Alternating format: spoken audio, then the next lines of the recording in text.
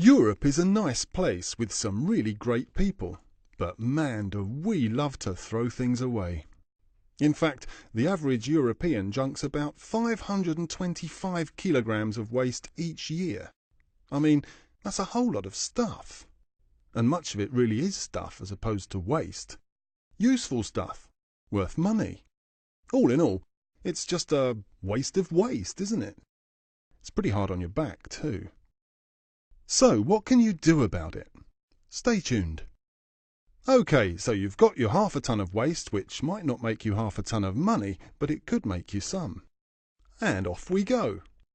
A lot of the stuff in the bag is pretty useful as it is. Some bottles just need a wash-up and a new cap.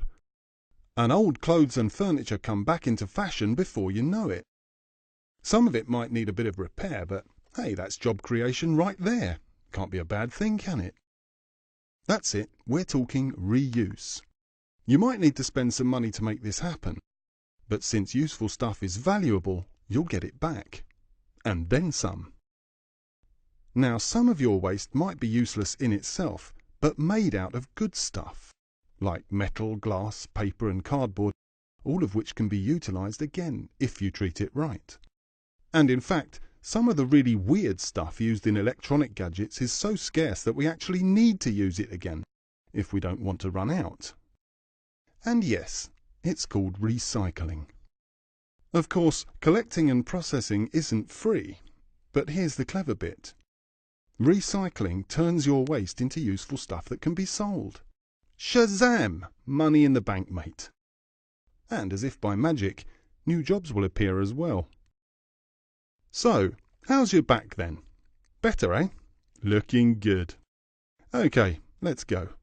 Let's have a look at what's left in the bag.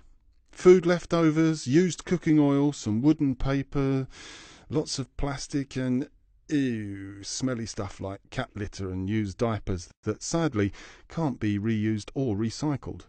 Or can it? Actually, it can. If you burn it to generate power and heat buildings, and collect the biogas to use as fuel, it might not smell of roses, but hey, this is useful stuff. Of course, you need to make some initial investments, but in the long run, burning waste is definitely a whole lot cheaper than burning oil or coal. Same with greenhouse gas emissions. No contest, really. And then there's job creation again. This neat little trick is known as energy recovery. Not much left in the bag, is there? A whole lot less than half a ton, that's for sure. Time to get rid of what's left at that place we all know and hate as the dump. Sadly, it can't be avoided completely. Some waste is simply useless and won't even burn. Ah well. Of course, you don't want poisons lying about, so harmful stuff needs to be securely destroyed or stored out of harm's way. Safety first, of course. And there's job opportunities there as well. But hang on a second. Do you really need to create that much waste to begin with? Come on, it's half a ton for crying out loud. Of course you don't. We could all begin by actually eating the food we produce. Today, half of it goes into the bin somewhere along the line. I mean, that's just wrong. Another good idea is to steer clear of disposable containers and packaging. And why not try reading the paper online instead of on paper? And so on. The trick is to reduce the amount of stuff you throw away in the first place. So there you have it. And you know, the cool thing is that all this is being done all over Europe as we, or rather I, speak. For instance, in Norrköping, Sweden, 4 local fuel and power companies literally live off each other's waste. The stuff that one company discards becomes the next one's raw material.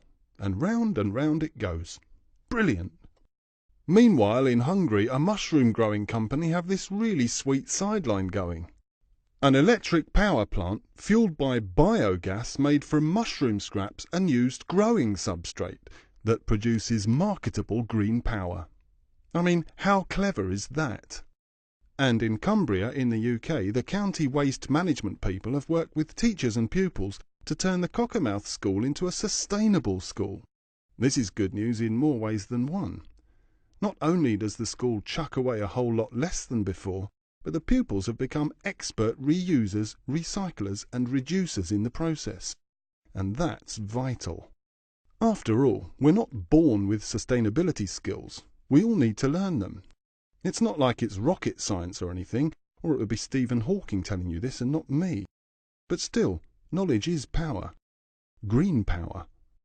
So, education and information is a big piece of the puzzle, no doubt. Costly, sure, but then again, you need to create jobs, don't you? I mean, let's face it, wasting your waste is such a waste. If you want to know more about waste as a resource, check out www.wastetoenergy.eu.